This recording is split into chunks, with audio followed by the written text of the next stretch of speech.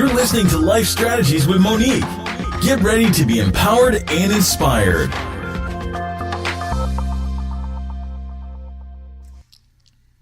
Hey there, and welcome to another Life Strategies with Monique.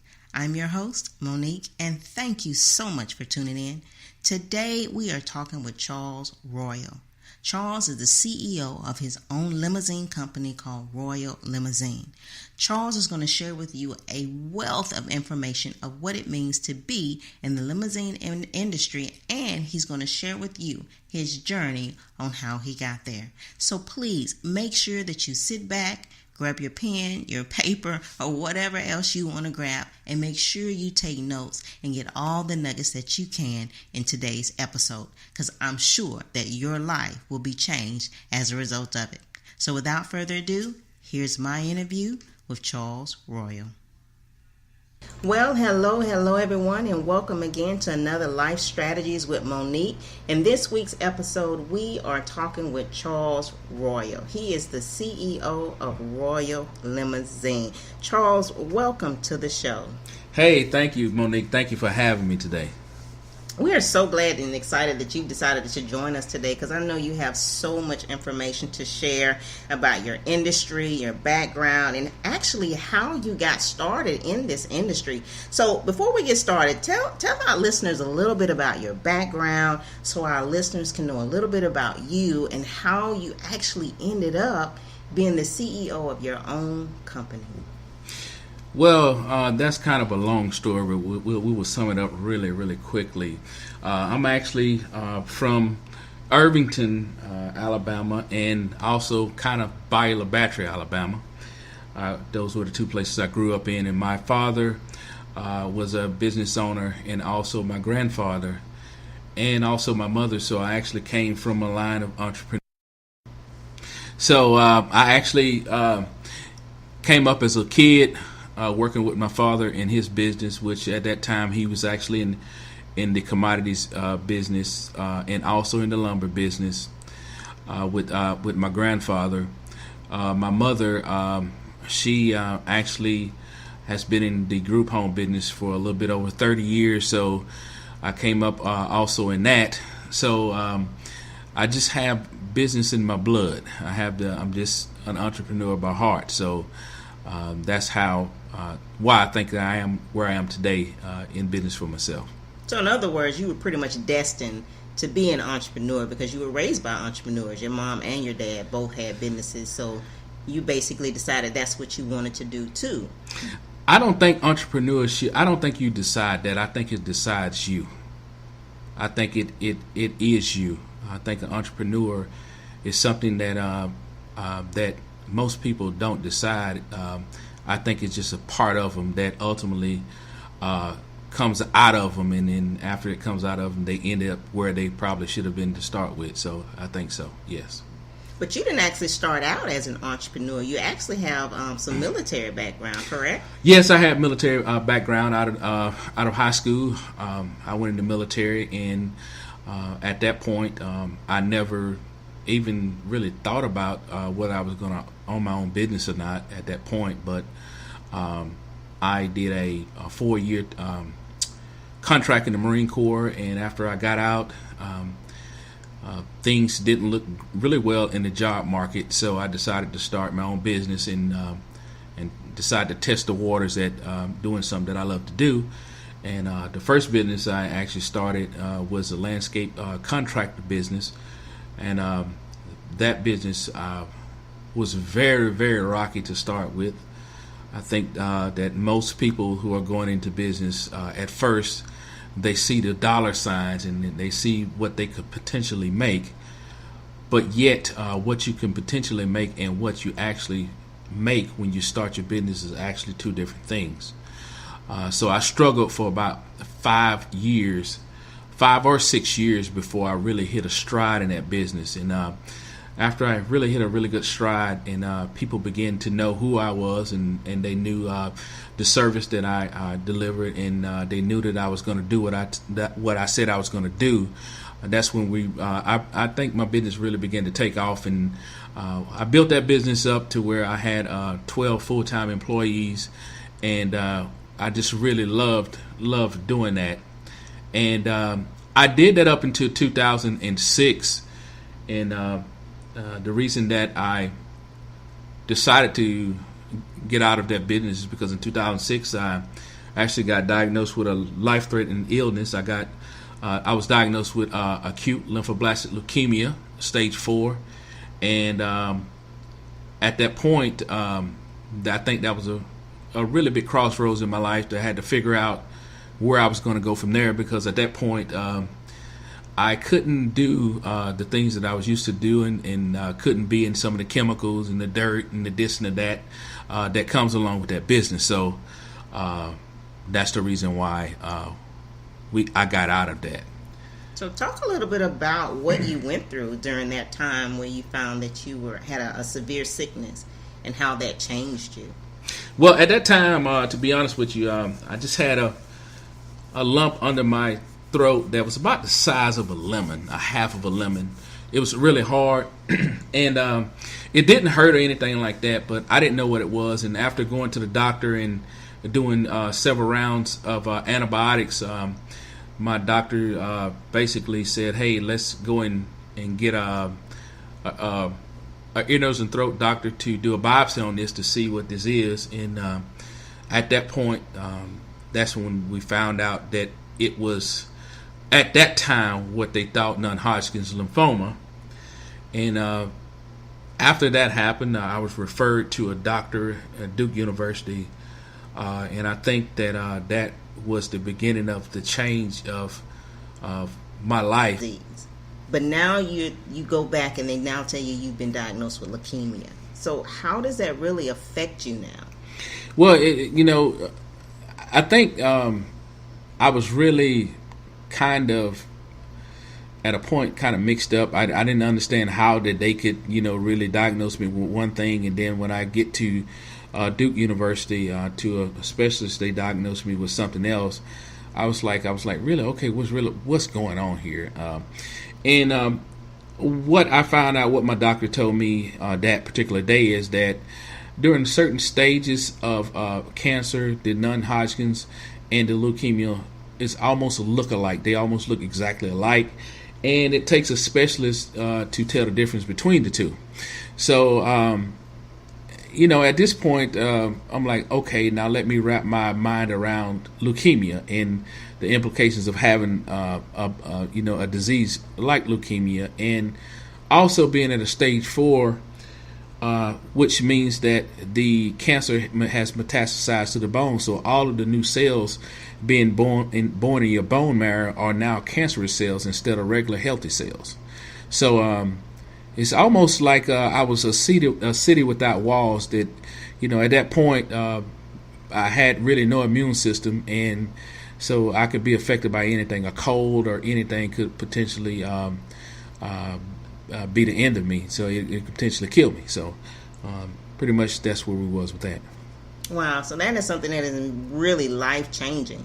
I mean, you really had to, that really can change the way you look at life and the way you just function. I mean, how did that affect you, your family, and I know you have a daughter, so I mean, just how did that affect your family, and what was it like to come through that? Because obviously you are a survivor. Tell us a little bit about that journey.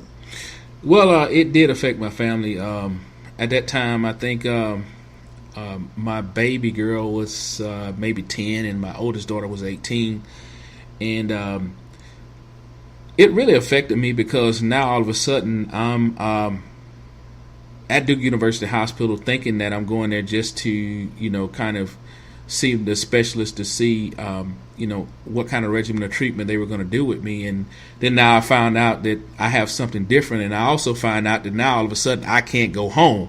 And I'm two and a half hours away from my home, which in Wilmington, North Carolina, which was a major difference. So at this point, I'm blown. I'm like, what in the world is going on?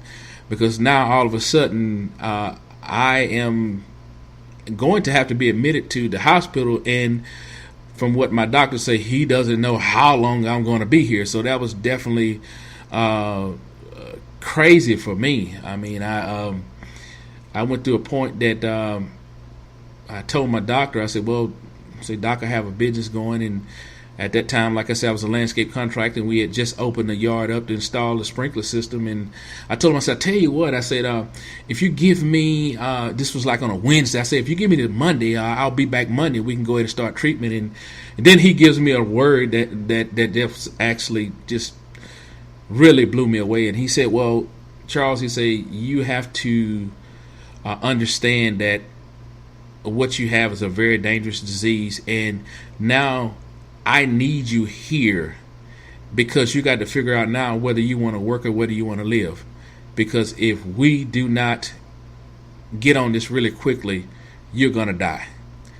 And wow. Yeah, just hearing those words, it just really done something to me. And so he said, well, I tell you what, I'm going to give you a little while and let you and your wife, you all can talk about it. And at that point, I'd always been a person that, I was always taught as a kid that guys really don't cry. You got to be strong. Really don't cry. And at this time, I break down, and because now I'm in the ring with a fighter, and I'm all the way in the last rounds, and I really don't even know who I'm fighting. So it really changed everything for me. And I decided to go ahead with what the doctor said and stay at Duke. And I was there for about 30 days to get an aggressive treatment. And my doctor told me that I was going to have to do 2.5 years of chemotherapy, and I couldn't even fathom that. I mean, my mind couldn't even accept something like that. But anyway, that was the start of a 2.5-year journey of me trying to be healed physically and emotionally and spiritually. And it was definitely a different ball game. Definitely something that was life-changing for you, because we go through life thinking life is great. You're living, you've got your landscaping business, things are going well for you, and then all of a sudden you get this moment where life is just completely turned upside down. And so now you have to come to grips or come to terms with the things that are going on, and in the midst of that you lose kind of what those things that you work for. You kind of like lost that business. But then the doctor says you got to make a decision. Yeah, it really come down to it's like, well, okay, now I've got 12 guys working with me full time, and there were some weeks on average we made about 20 to 25,000 a week, and we were rocking and rolling, and I'm like, wow, I'm just getting to the point that I can really see the fruit of my labor, as far as you can say, with my business, because I've worked extremely hard, and now all of a sudden I've got knocked down in the 12th round. And let me tell you something, the only thing that saved my life was the standing 8 that I got. And the standing 8 count is in boxing, I refer to that because it's a chance when a fighter get knocked down, they get knocked down, and if they can get up, the referee will give them a standing 8 to try to help them to get the bearing. And that's what I was given. I think God gave me that.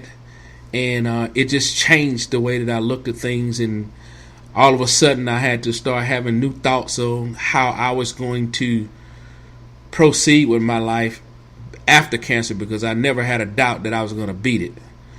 So that's pretty much, how that took place. And then for the next 2.5 years, I drove myself back and forth to Durham at Duke University to do treatment because of the simple fact that I didn't want my wife trying to drag my kids back and forth.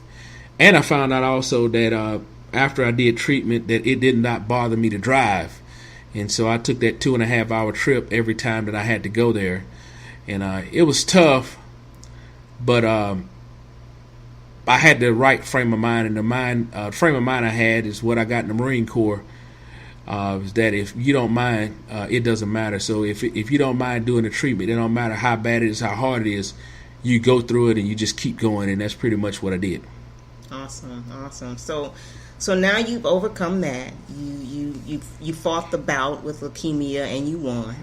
And so now let's fast forward to where you are currently. And so since then, you've started a completely new business, something completely and totally different from what you did in your landscaping. So tell our listeners how you ended up going from that to actually what you're in currently now, which is your limo service? Well, I got to just say this right here. This is how it all really happened, and I'm kind of going backwards a little bit, but I think once I finish, you'll really understand. I remember about year 5 that I was in the landscaping business.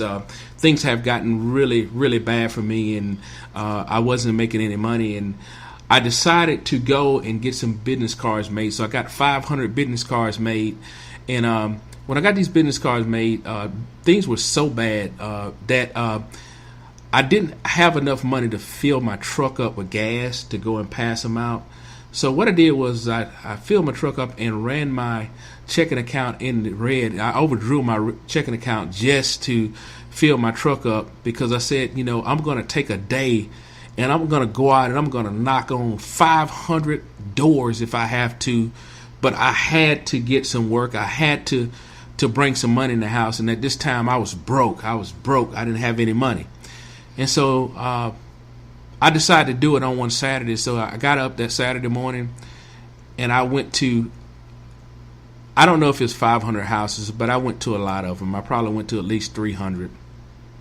And I was so discouraged because every door I get to, some doors, the people would come and say, hey, thank you for giving us a card. We have somebody. And then some people would say, well, thank you. We'll call you when we need you. And then some would not be at home, and I would just leave the card in the door. And then some would come to the door and they would look through the side skylights of the door and they would tell me to leave the card right there on the porch. They wouldn't even come out to even acknowledge me.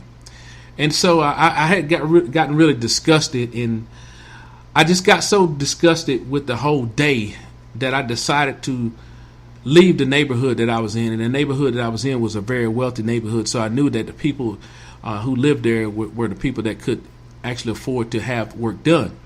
And so I actually got ready to leave out of this neighborhood. And when I got to the entrance of the neighborhood, getting ready to leave out, something told me to go back. And I was trying to figure out in my mind, why should I go back after having a crazy day that nobody brought anything, and that I was, it just was almost like a wash. And something told me to go back. And when I went back, I decided to go back. And when I went back, I went by this particular house that I had passed on the way and decided not to stop at. And I got to the house, and when I got to the house, I said, well, this person definitely needs me, because their yard was about high as my knees. And I said, well, I could at least cut the grass to make me a little money or this or that.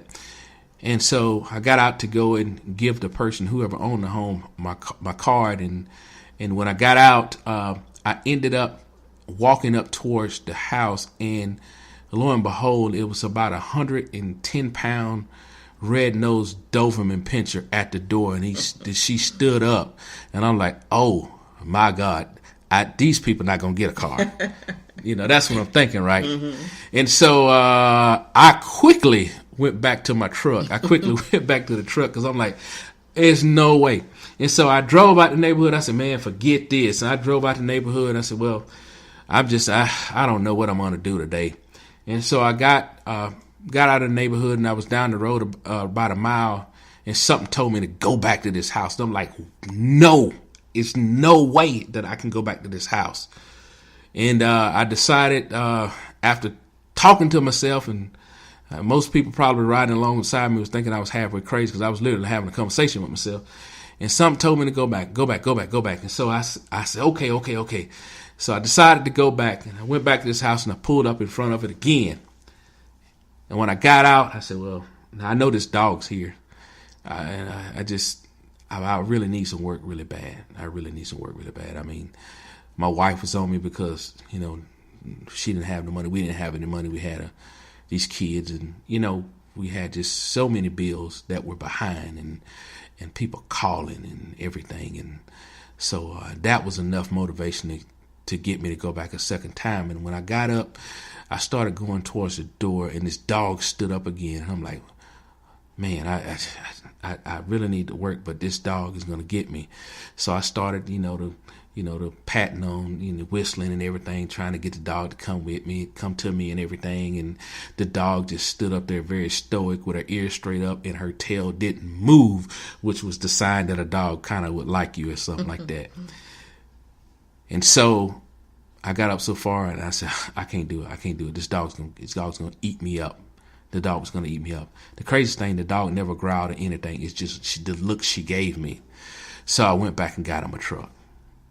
This time, the message of misery was just really there. I was like, man, you failed today. You didn't sell a thing. And all kind of things were going through my mind. And I drove out to the neighborhood and got out the neighborhood about 5 miles, and all of a sudden this thing comes up in my mind again saying, go back. And I'm saying, no. This time I'm not going back. My truck is almost on E. I've been riding all day. I had an old Ford truck and it drank gas. Like crazy. Mm-hmm. And I'm like, I cannot go back. And something just kept on me. And I'm like, man, and so I'm making a deal with myself that if I go back, no matter what, I got to get to this door. I got to talk to whoever owns this home. And the crazy thing about it is I didn't even know if the people were home or not. But I got to get past this dog. So reluctantly, I went back. And when I got back, I got out the truck.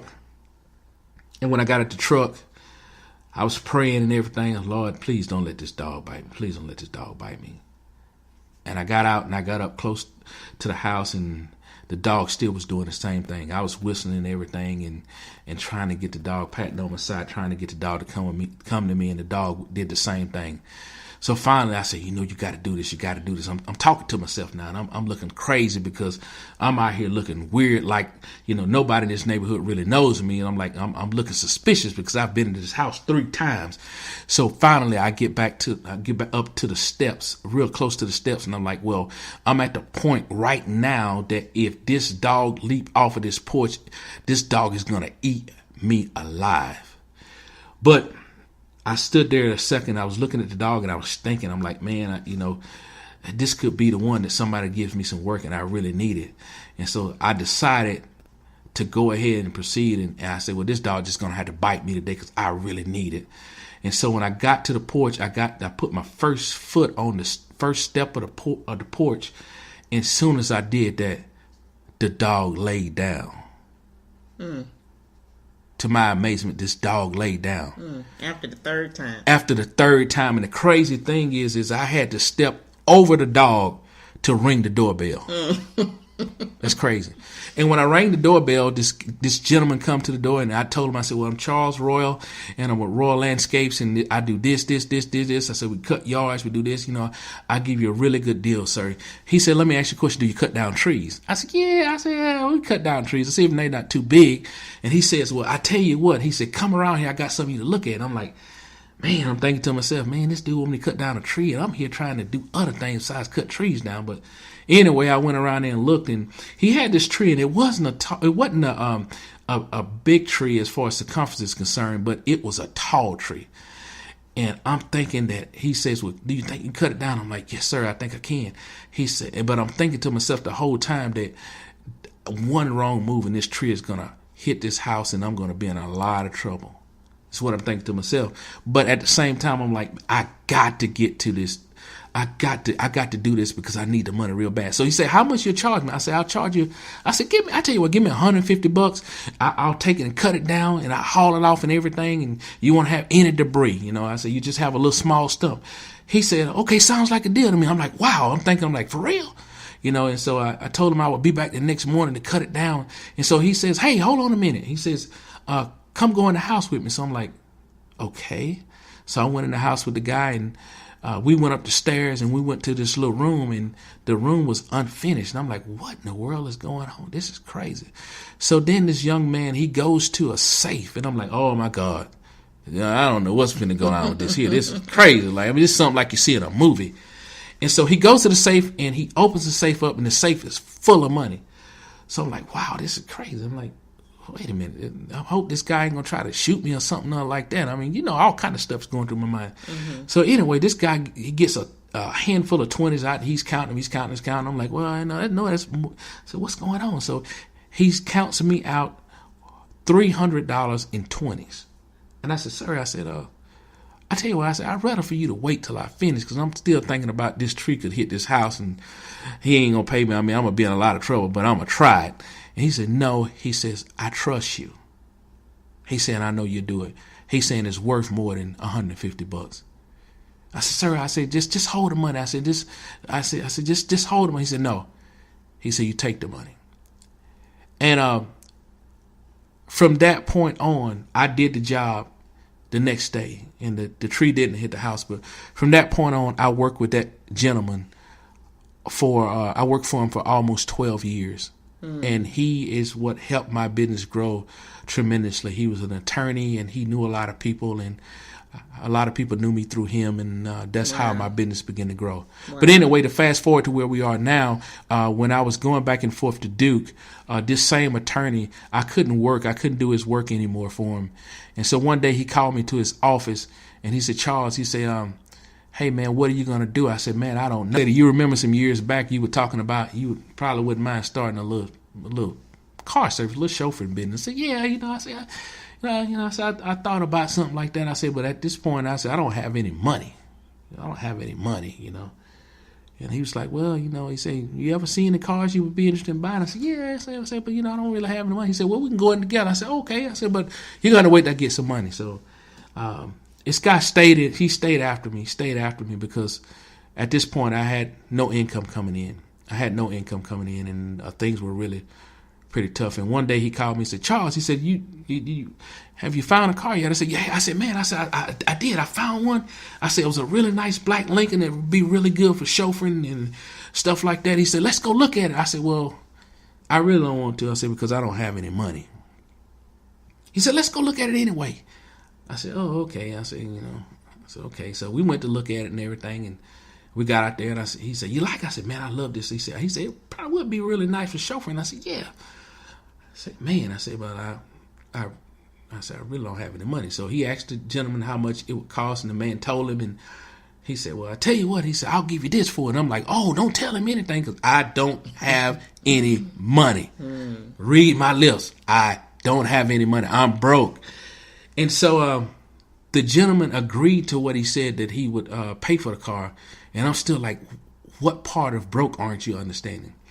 And this same man, who I was scared to go to his house because of his dog, and I pressed through to get through to his door. This same man took it and took a credit card, American Express card out, and paid for my first car that I had when I got into the chauffeuring business. That is amazing. Yeah, definitely amazing. Absolutely amazing. And he was a really good friend of mine. And I just want to say with all of that is sometimes when you go to do something and it don't happen the first time, and it don't happen the second time, and it don't happen the third time, keep on going back, because you never know what's going to happen. And I know that had I not gone back to his house so many times that day, had I not followed my mind, even though I felt stupid about doing it, I never would have gotten a chance to meet this gentleman. And it was definitely a life changer for me. So what I'm hearing in that is being persistent is key.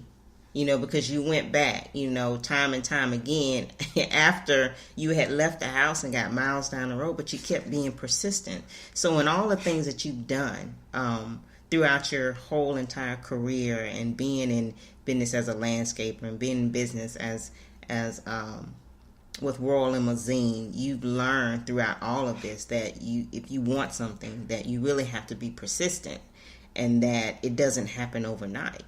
And I think a lot of people tend to think that when you're in business, it's just going to happen and that you don't have to work for it.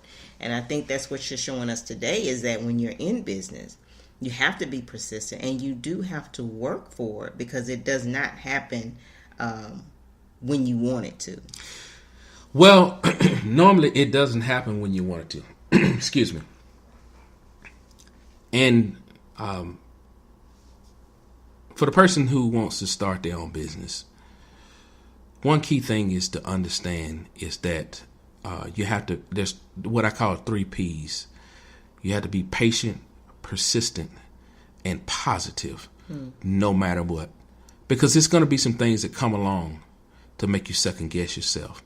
It's going to be some things that come along to make you say, well, man, maybe I shouldn't have done this. It's going to be some things that come along the money is not going to be there. But you have to believe in yourself.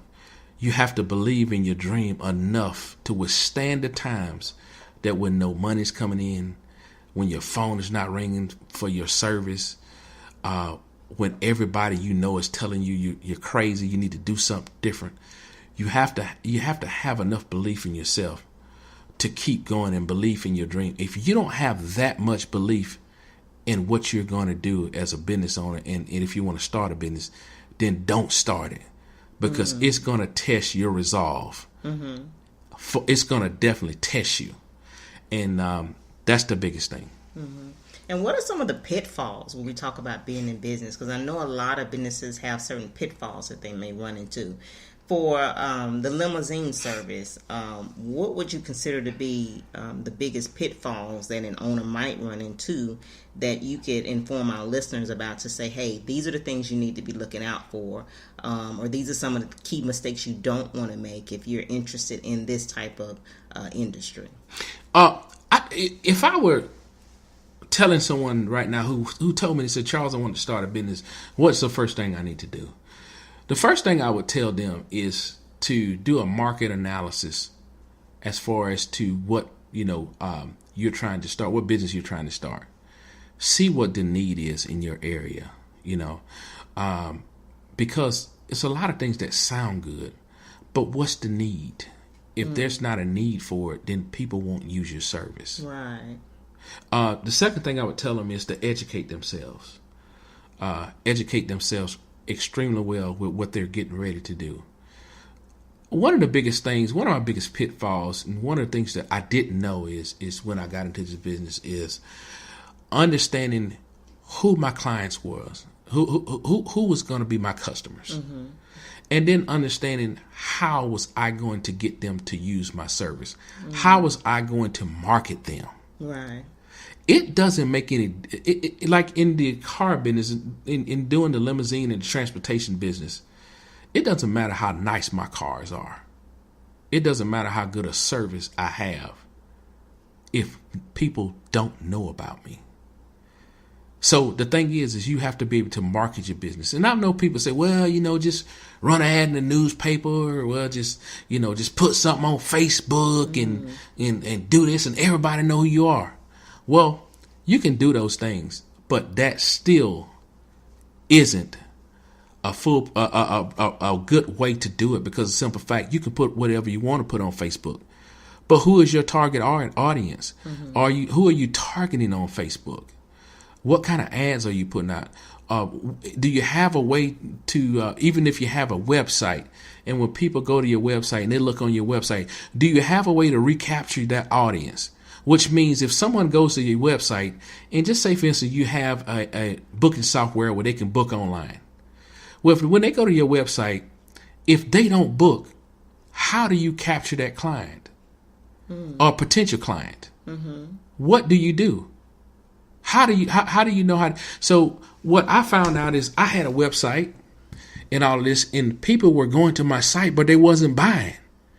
And I had no way of knowing who these people were. I just, just on Google it tell you, okay, you had 1,500 visitors, you had 2,000 visitors, but them visiting my site mean absolutely nothing if they wasn't buying. So what I had to figure out is how do I find out who these people are, and how do I retarget them? So what I found out is I had to have what you call a lead page. And what a lead page does is when someone goes on your site, in order for them to get on your site, they have to put in their name and their email address. Right. Okay. And when they put that in, it allows them on your site. Okay. When they get on your site, even if they don't buy, you have their name and their email address. So you can send them, you can retarget them and say, okay, you are on my site such and such day. Now I'm going to send you an offer. I'm going to send you a 10% off. I'm going to send you a $5 off. It gives you a chance to recapture that person. Right. Almost like going to the mall, and if you go to Dillard's, you put your address, your email address in and your name. Within a couple of days, you're going to have an ad from them or an email saying you bought this or you bought this, or we have this on sale, or this, and they keep continuously sending you that until you buy something. Right.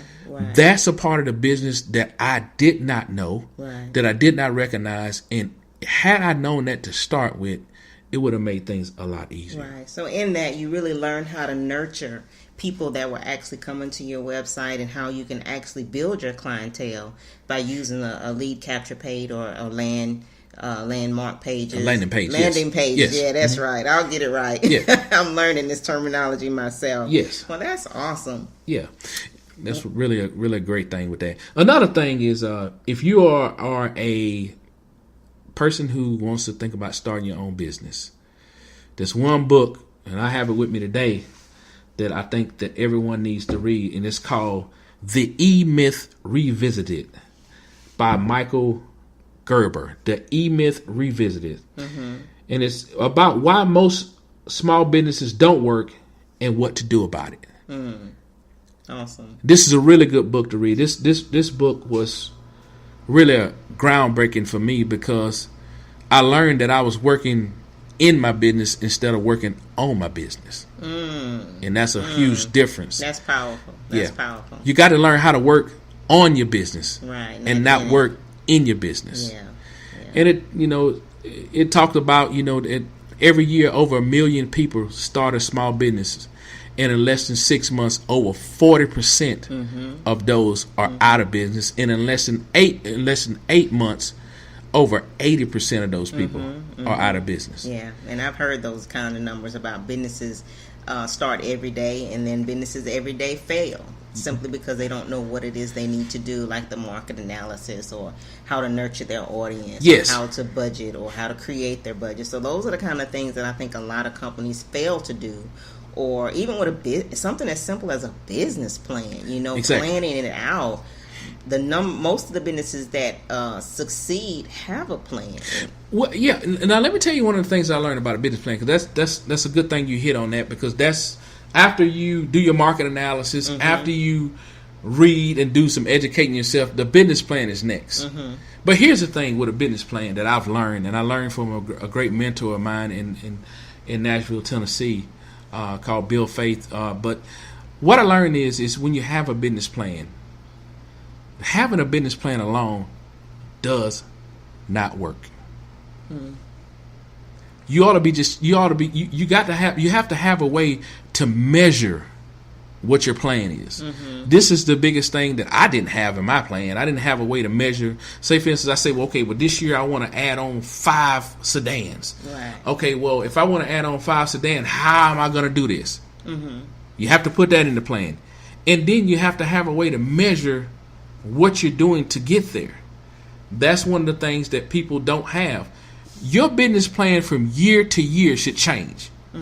Because what you have in the plan, you should be reaching some of the milestones you have and some of the benchmarks you have. Right. So you can't leave that in the plan. You have to change it.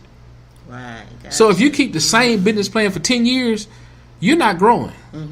You just got the same business plan. Right. But if you have a way to say, for instance, you say, well, okay, this year I'm going to add 1 car. How am I going to add this car? Well, I'm going to add this car by, I need to grow my business and I need to add at least 25 corporate clients this year. Okay. How am I going to do that? Are you going to do it through targeting ads? Or are you going to do it, through, just say, for instance, are you going to do Google AdWords? Or are you going to do data mining through LinkedIn? How are you going to add these people? All this needs to be inside of the business plan.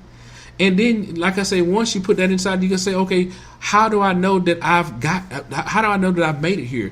What ways do you have to measure that?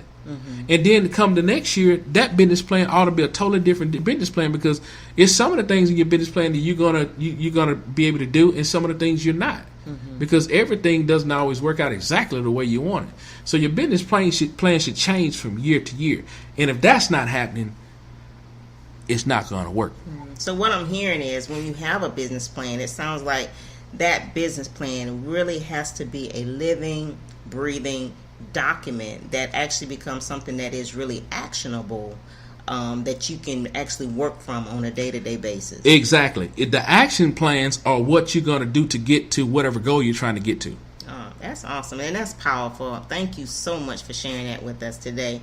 Well, Charles, you have Royal Limousine, as I said earlier. You're the CEO of your own company now, and your business is thriving. It's doing amazing things in the city of Mobile.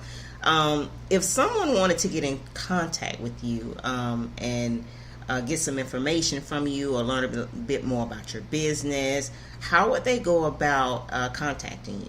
Well, I can give you my direct line. Okay. I don't like the switchboard thing. When I call Okay. people, I like the direct line. That's right. I'm the same way. And if you want to reach me, my direct line is 251-767-8725. Also, my web address is www.mobileroyallimo.com. And we're actually in the process of redoing our website as of now. So here in about a month, we're going to have a totally new virtual site. It's going to be something awesome. And I want you all to go back and look at that. And the more I learn, the more I change. Mm-hmm. And that's a really big thing when it comes to business. So you got to always be willing to change. You got to always be willing to understand that there's new things that you can do, and understand that what you used 2 years ago to in your business may be outdated now, and you may have to do something different. Mm-hmm. So that's the way that is. Awesome. Thank you so much, Charles, for just taking the time out of your day just to share with us your story, sharing with us your journey, because I think that it's so important that people understand the story and the journey, to understand how people actually are getting to where they are. Because I hate when people see the glory at the end, but they never get an opportunity to see or hear what went on in the middle. They always have an opportunity to see what you got at the end. But I really think it's so important that our listeners understand people's strategy, understand people's stories, and then understand how they came up with these different strategies of life. And it was because of the journey itself. So exactly. I mean, for me, it's been a tough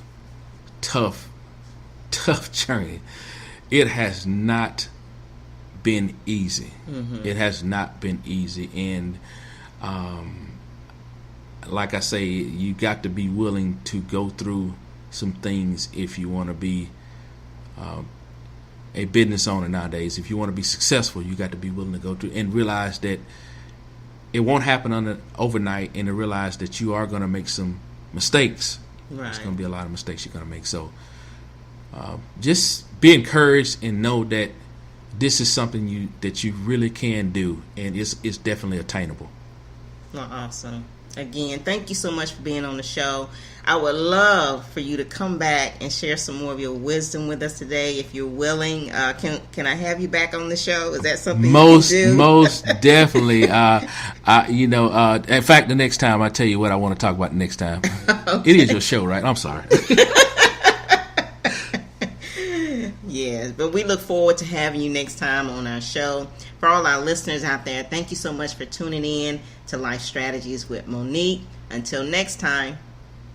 Hey there, and thank you so much for tuning in again to another Life Strategies with Monique.